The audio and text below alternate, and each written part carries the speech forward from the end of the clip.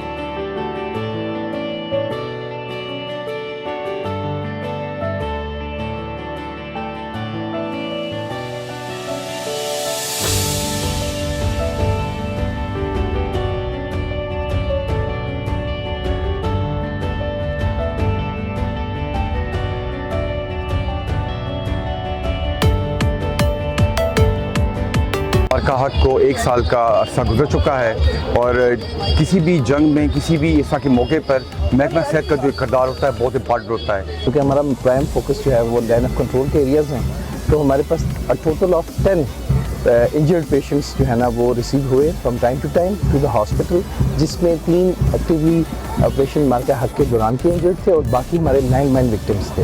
मार्का हक हुआ है, उसने बहुत अच्छी कारकर्दगी दिखाई और हम अपनी आर्मी के दिखाती शुक्र है। मार्का हक को 1 साल मुकम्मल हो चुका है। हम अपनी फौज को सलाम कहते हैं। आर्मी की नुमाइश देखने आया हूँ।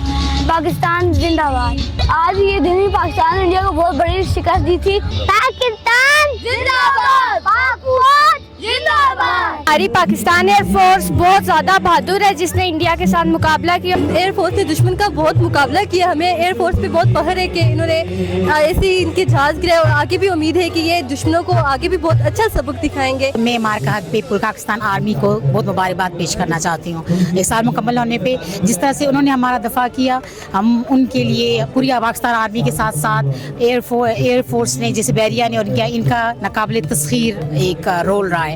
आज दुनिया भर में हम सर उठा के जी सकते हैं। हम ये बहुत खुशी के साथ कह सकते हैं कि हम पाकिस्तान के से बिलोंग करते हैं। ज़माने जंग के दौरान भी पुलिस जो है वो अपना भरपूर किरदार अदा करती है। फ़ौज के साथ मिल के शाना बशाना उन्होंने जो दाखिली सिक्योरिटी है उसको भरपूर तरीके से उन्होंने अपनी ड्यूटी सर अंजाम दी है। मुसीबतें झेल के आगे बॉर्डर्स पे खड़े हैं, हमारे लिए दिन रात मशक्कत कर रहे हैं। तो पाक फौज जिंदाबाद।